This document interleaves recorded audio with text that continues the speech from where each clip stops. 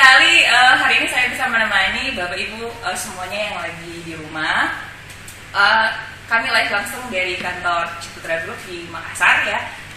Dan hari ini spesial sekali, saya kenalkan, nama saya Angel. Saya Head of Marketing di Citra dan Galesong City. Dan kebetulan hari ini kita mau berbincang-bincang dengan Bapak Komang Fiturhartana. Mungkin waktu dan tempatnya bisa saya berikan untuk memperkenalkan diri Anda. Oke, terima kasih Mbak Angel. Supaya mungkin kalau ada yang masih single. Ya. Oke, terima kasih Mbak Angel dari Marketing Manager CGGC. Perkenalkan, nama saya Komang Fiturhartana dari Bank Mandiri Region 10 Consumer Loan. Ya. Seru nggak jadi marketing kamu?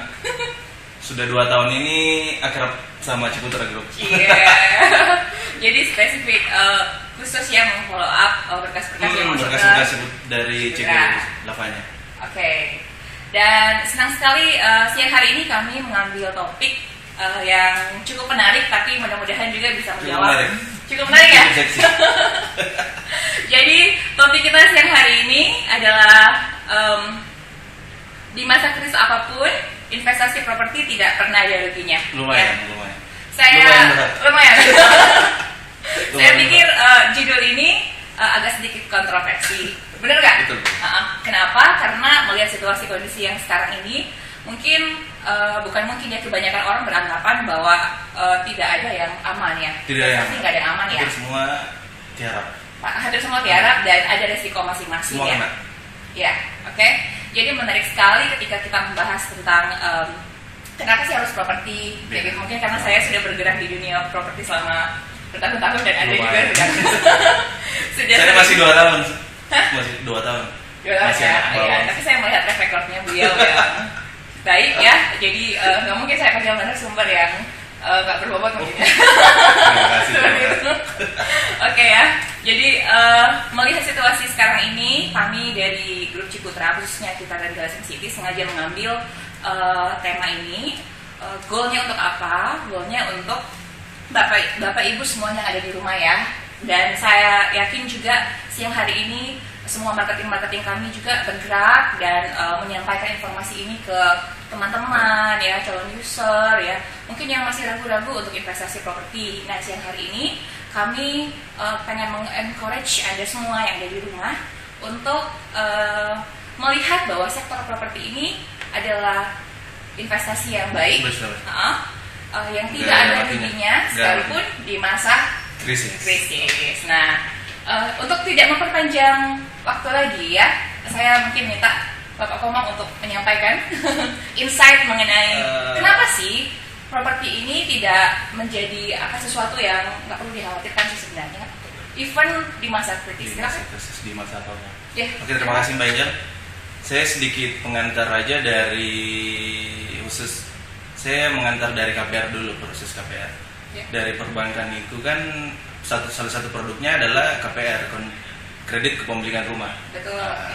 Dari developer pun kalau ada user kan beberapa cara untuk memiliki pengajuan kredit kan ada kredit keras, kredit cash lunak, cash keras sama KPR kan. Betul. Nah, salah satu cara bayar kami. Cara bayarnya. Kalau KPR otomatis ke kami, ke Bank Mandiri. Yang kurang lebih sekitar 90, 80, 90% memang masuknya ke bank sih. Lumayan 2018-2019 penjualan lavanya kebanyakan kami kredit di Bank Mandiri. Itu satu.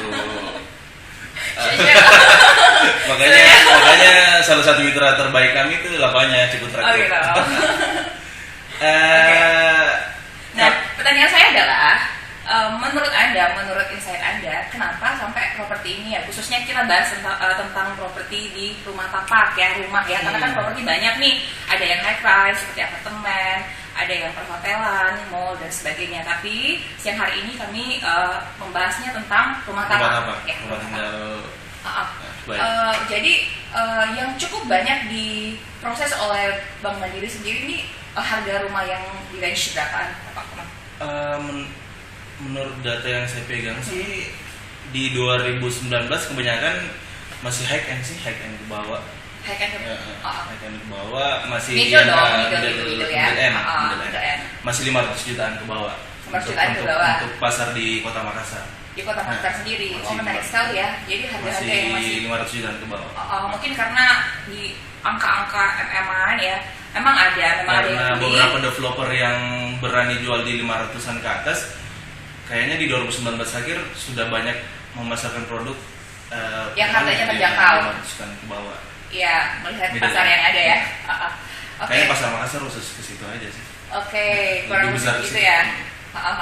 Alasan untuk mereka tetap membeli rumah. Nah, sebagai marketing bank kan pasti tahu kenapa alasan mereka untuk membeli rumah. Mungkin bisa jelaskan? Sekarang lebih cenderung ke apalagi anak-anak milenial kan. Anak-anak milenial. Anak-anak milenial sekarang kan. Yang range usianya berapa? Range usia ya 30 sampai 45 lah. Oke. 30 sampai 45 kan. Kalau milenial kan dia masih 35 ke bawah. Jadi mungkin ada 35 tahun ya. Tapi di angka segitu lumayan keinginan untuk mempunyai rumah itu besar sekali. Nah, milenial kan ini suka sekali dengan hal-hal baru. Baru ya, termasuk beli rumah baru. Beli rumah baru, nggak mau tinggal sama mertua kan? Oh gitu. Bukannya tantangan yang sekarang kita hadapi adalah kebanyakan milenial itu menahan untuk beli rumah. Enggak juga ya? Jadi berdasarkan data bank, prospeknya milenial sekarang agak bagus. Meskipun terbatas ya lumayan langkahnya. Oh gitu, lumayan ya. Apalagi properti kan yang paling penting investasi. Betul. Nah, investasi properti di Makassar itu yang paling tinggi pasti 3 sampai 5 tahun pasti ada kenaikan harga. 3 sampai 5 tahun. Ya itu relatif lah ya, karena kita juga di bisnis properti salah satu keuntungan untuk Bapak Ibu semuanya membeli properti adalah harganya yang cenderung naik, gitu. Dan saya pastikan instrumen investasi apa saja ya, properti, saya bahas tentang properti ini adalah salah satu instrumen yang tahan terhadap inflasi. Betul. Ya, jadi cukup aman karena inflasinya ini kecuali Anda jual properti karena Anda butuh uang, oke? Mungkin kalau ada orang yang dia lagi butuh uang kayak gitu dan apa boleh buat ya mungkin asetnya harus dijual. Nah itu case khusus. Tapi kebanyakan orang-orang yang beli properti ya baik untuk ditinggali maupun diinvestasikan harganya itu pasti cenderung naik. Pasti cenderung naik. Itu eksklusifnya properti ya seperti itu. Nah apalagi kalau beli secara cash sudah dimiliki kan bisa jadi agunan untuk mengambil kredit yang lain. Ini yang saya mau kayak gitu karena saya bawa orang bank ya seperti itu siang hari ini. Salah satu manfaat dari properti adalah bisa dijadikan jaminan. Ya mungkin banyak Bapak Ibu di rumah yang belum paham tentang leverage ini, maksudnya tentang salah satu manfaat properti sebagai jaminan. Bisa dijelaskan Pak Komang? Sebagai jaminan itu kan sertifikat atas malah lebih suka jaminan yang berbentuk rumah tapak. Ya. Syarat-syaratnya mungkin seperti apa? PR properti yang bisa dijadikan sebagai jaminan. Sertifikat atas nama. Berarti langsung diajuin aja. Saya punya. Mungkin wira swasta atau pegawai. Oh berarti harus ada pekerjaan yang menunjang. Biasanya PNS, pegawai BUMN. Oke, karyawan swasta. Oke, kami kembali lagi ya, karena tadi masalah jaringan jadi agak sedikit terputus dan kita kembali lagi untuk pertanyaan tadi ya Pak Komang. Jadi kita melihat bahwa sebenarnya menarik sekali nih kalau tadi kan Pak Komang sendiri menyampaikan bahwa ternyata di Makassar ini kebanyakan yang beli adalah harga-harga yang 500 juta ke bawah, benar kan? Dan usia-usianya sekitar 25 sampai 35 tahun. Oke. Nah, jadi padahal di luar sana nih yang kebanyakan saya dapatkan, katanya generasi milenial ini generasi yang sangat tidak menyukai tentang rumah. Kebanyakan sih maunya jalan-jalan, menyenangkan orang tua dan sebagainya. Jadi menarik sekali nih. Jadi khusus Makassar sendiri. Angkanya segitu. Lumayan untuk milenial lumayan bagus sih. Meskipun secara garis besar agak sekitar 50-50, tapi keinginan mereka untuk memiliki rumah besar. Biasanya rumah yang mereka beli langsung ditempati atau diinvestasi? Langsung ditempati. Mereka langsung ditempati. Kalau begitu, saya kembali ke market property. Jadi market property kan di Indonesia kan ada dua, satu market investor, yang kedua market real atau market end user. Nah, betul sekali sih, memang kami dari property developer juga sering mendata untuk 1-2 tahun terakhir ini memang market yang ngambil kita kebanyakan market end user. Ya, end user. Next time misalnya kan saya pegang rent yang di lavanya ya, kayak gitu. Harganya 200 jutaan. Jadi kebanyakan orang yang beli adalah orang yang berusia, malah ya di saya itu 23 tahun masih ada, sampai 40 tahun. 40 sampai 45 lah. Kebanyakan 45 ke bawah. Terus minat mereka untuk beli adalah yang pertama untuk ditinggali. Nah, cocok sekali kan buat orang-orang yang masih baru menikah. Pasangan yang baru menikah. Terus yang kedua, amin. Terus yang kedua, orang yang beli di kami adalah orang-orang yang sudah di usia, memang mau punya aset yang pertama. Oke, yang tadi kan mau tinggal. Yang kedua, orang yang mau beli aset yang pertama. Udah 5 tahun kerja nih, udah 7 tahun kerja nih, tapi ternyata mereka belum kepikiran untuk beli rumah, atau mungkin masih ngumpul DP. Masih dipakai jalan-jalan aja kan? Ya, jadi mereka akhirnya memilih ke perumahan ya, gitu. Sekalipun mereka masih tinggal sama orang tua, tapi ada sebuah privilege ya, ada sebuah proud tersendiri di mana ketika kita udah punya rumah nih, wah happy, beda kayak gitu. Jadi kurang lebih itu yang terjadi untuk sekarang ini ya. Dan kembali lagi ke penghasilan, Bapak Ibu di rumah semuanya, kami mendorong untuk Bapak dan Ibu sesuai dengan kemampuan ya. Misalnya, biasanya kalau perbankan sendiri menghitung orang untuk bisa di-apply berkasnya itu biasanya di angka berapa ya? Penghasilan berapa, terus gajinya berapa? Kami di Bank Mandiri kalau pegawai negeri atau pegawai BUMN minimal 5.500.000. Oke, minimalnya 5.500.000 itu di Bank Mandiri ya. Kalau karyawan swasta minimal 6.500.000. Itu yang sering saya sampaikan juga ke teman-teman marketing kan. Oke. Biar satu kali ngerjain. Berarti di Bank Mandiri sendiri untuk yang PNS atau pegawai BUMN minimal 5.500.000. Minimal 5.500.000. Kalau yang lain pegawai swasta atau minimal 5.500.000. Dan 1.500.000 ya. Oh, cukup murah ya. Cukup terjangkau. Karena kalau masih di 5.500.000, kami kan di perbankan ada namanya DBR. Debt burn ratio. Yeah. Di pengalinya itu masih 55%. Jadi kalau sekitar 5.500.000 masih masuk lah cicilan 2 juta kan dengan cicilan yang lain. Berarti kalau gajinya 5.500.000, cicilan yang bisa disetujui itu cicilan yang 2 juta. 2 juta sampai 2.500.000. 2.500.000. Apalagi kalau yang masih muda kan, masih di Bank Mandiri kan bisa sampai 25 tahun kami kasih kredit. Oh, menarik sekali. Saya pikir sih Bank Mandiri cuma sampai 20 tahun ya. 25 tahun. Kalau selesai, yang penting seusia pensiun bisa sampai umur itu yang 25 tahun itu. Kan maksimal 6 bulan sebelum pensiun, KPR udah harus lunas. 6 bulan sebelum pensiun. Ya, jadi Bapak Ibu yang mau untuk akad di bank, beli pakai bank, ingat ya 6 bulan sebelum pensiun. Kayaknya sih kebanyakan pasti nggak sampai di pensiun sih mau lunasin. Iya, pasti jalan 15 tahun pasti udah 10-15 tahun aja sih. Cenderung ada yang kasih gitu 10-15 tahun. Kalau apalagi kalau sisa sedikit kan lunasin aja deh gitu. Iya. Jadi kalau Bank Mandiri menyetujuinya dari angka misalnya 5.500.000. Berarti bisa disetujui kurang lebih 2 jutaan kan? Iya. Oh, berarti sekitar 40% lah ya. 55%. 2,5. Iya, 55%. Wow, padahal biasanya kan setahu saya kan kalau bank-bank tuh biasanya menyetujuinya perkaliannya itu 30% aja. Enggak ya? Kok bisa berubah ya? Kenapa? Terus Bank Mandiri ya? Kayaknya sih. Karena saya kan di Bank Mandiri. Apalagi kalau pegawai BUMN kan bisa 0% DP-nya. Oh iya. 0% pegawai BUMN kayak PLN gitu kan. Oke. PLN, Pelindo bisa 0%. Jadi semua harga rumah bisa dibiayain bisa di KPR yang di Bank Mandiri. Oh, menarik sekali nih. Mungkin Bapak Ibu di rumah kan belum tahu nih bahwa ternyata untuk bagi Anda yang profesinya BUMN ya. Kalau mau beli rumah nih, DP-nya 0% lah. Nanti bisa dibantu di Bank Mandiri. DP-nya 0%, kemudian ketika beli di proyek saya nih misalnya. Apalagi yang bisa pengajuan untuk biaya KPR ya.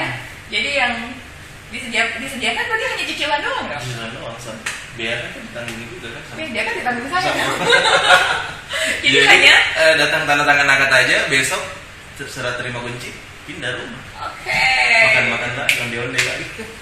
Nah, menarik sekali Bapak Ibu semuanya. Ini adalah salah satu manfaat dari properti. Khususnya Bapak Ibu yang mau membeli rumah di developer, bisa sih beli rumah di tempat lain, misalnya di secondary nih, kayak gitu rumah di mana? Di Petarani nih, harganya 1M nih. Ya mungkin Anda harus menyediakan 1M untuk beli rumah tersebut. Tetapi kalau menggunakan fasilitas bank, Bapak Ibu semuanya tidak perlu menyediakan uang 1M, tapi hanya perlu menyediakan minimal 10%. Kalau Ciputra kan 5%. Kalau rumah pertama memang 5%. Oke, 5%. Tapi kalau di bank lain kan 10%. Kemudian kalau ternyata yang seperti Bapak Komang bilang tadi untuk para profesional dan yang bekerja di BUMN tentunya, BUMN apalagi BUMN aja ya. Kalau ada yang PLN Mandiri kan? PLN Mandiri bisa. Rata-rata BUMN besar-besar sekarang kan PLN Mandiri. PLN Mandiri, Indo PLN Mandiri. Ya, berarti Anda tidak perlu menyediakan DP. Kemudian untuk biaya KPR juga bisa bicarakan dengan developer. Jadi yang Anda siapkan hanya apa? Hanya berkas dan cicilan yang pertama. Seandainya rumah itu ya, harga rumah itu misalnya 300 juta. Terus cicilannya di atas 2 jutaan, dia KPR selama misalnya 20 tahun. Jatuhnya kan dia sekitar 2 jutaan kan. Berarti dia hanya menyediakan 2 jutaan. Tidak ada lagi dana yang di-freeze. Dana saldo mengendap aja kan satu kali gaji, satu kali pembayaran cicilan KPR di. Harusnya kali 2 ya, misalnya 2,5 ya, kali 2 berarti ya. Jadi pas akad harus yang 2,5 itu harus standby di rekening sebagai saldo mengendap. Berarti si user atau yang mau beli rumah itu harus dianya 5 juta, bener kan? 5 juta, 2,5-nya untuk diedarkan. Kan 2,5 untuk bulan depan. 2,5-nya, oke. Oh menarik sekali nih, mungkin semuanya belum mengetahui tentang fasilitas ini ya.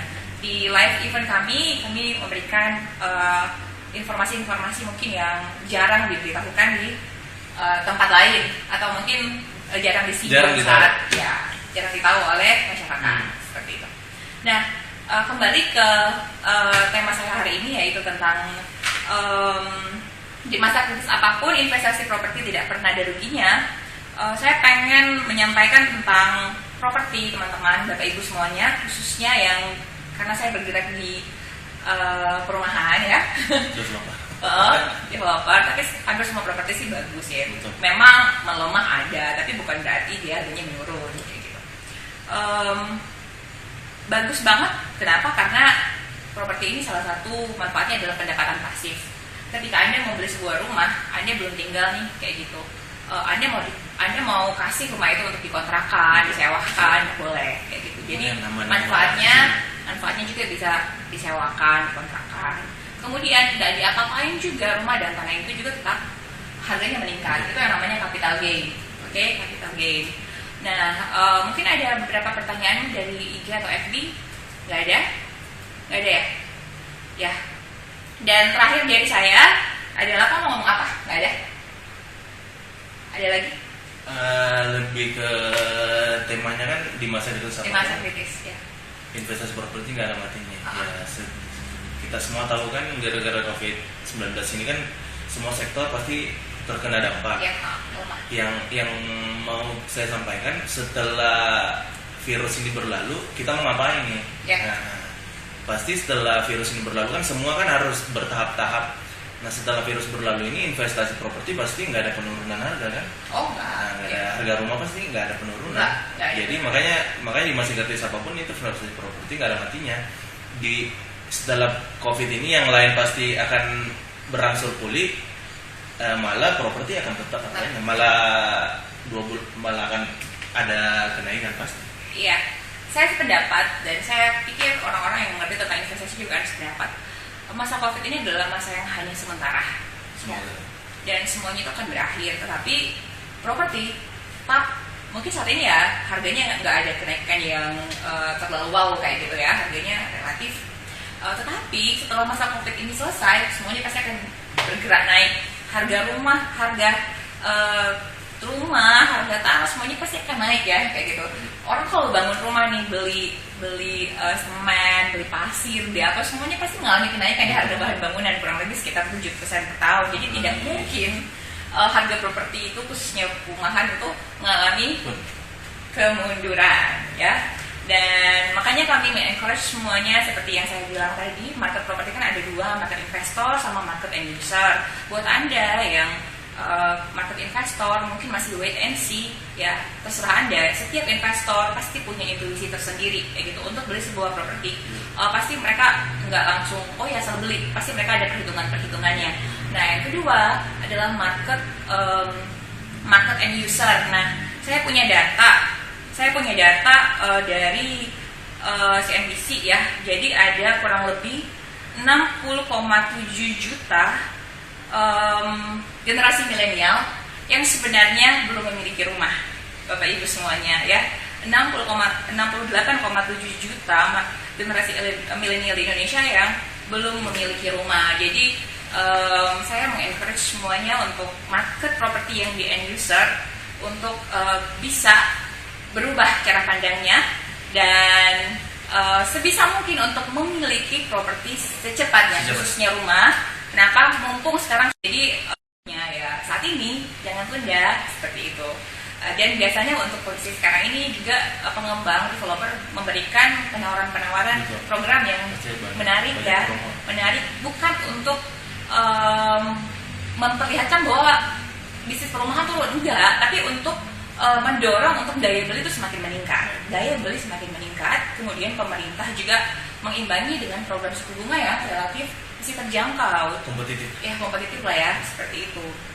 Nah jadi jangan tunda, karena memiliki properti ya, apalagi di usia muda, Anda yang bisa beli properti itu sangat what a proud lah ya, membuat kita ini benar-benar aman lah ya. Ada kebanggaan tersendiri. Ada kebanggaan kerja berapa tahun dia udah punya rumah gitu kan. Nah, kalau mau menikah, buat anak, buat istri, buat keluarga. Sebanyak apapun gaji kalau nggak ada